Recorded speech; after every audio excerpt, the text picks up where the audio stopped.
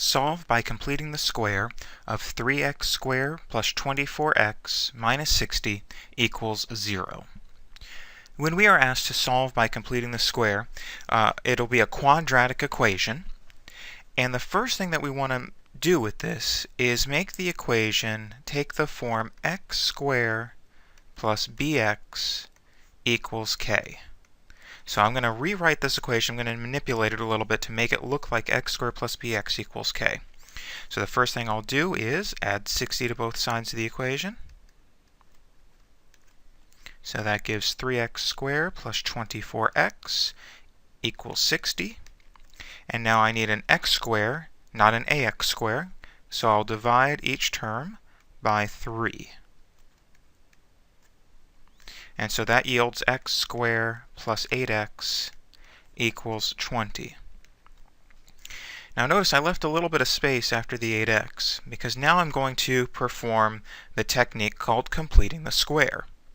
To complete the square, we take the b term, we take the b coefficient I should say, take the b coefficient, take half of it, and square it.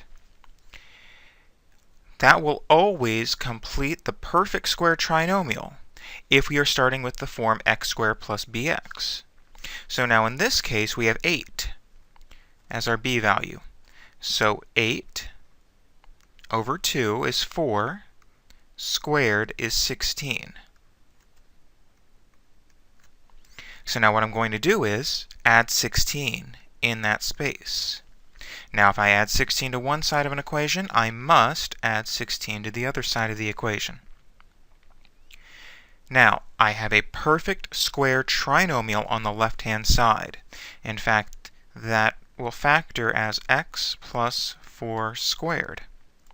The right-hand side is 36. And now I can use the square root property.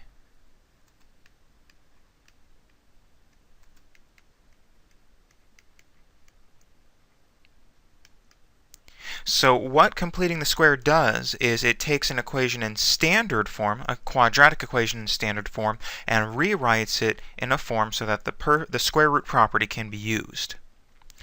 Applying the square root property, we would have x plus 4 is equal to the positive or negative square root of 36. So then x plus 4 is equal to positive or negative 6. Rewriting this as two equations, x plus 4 equals negative 6, or x plus 4 equals positive 6.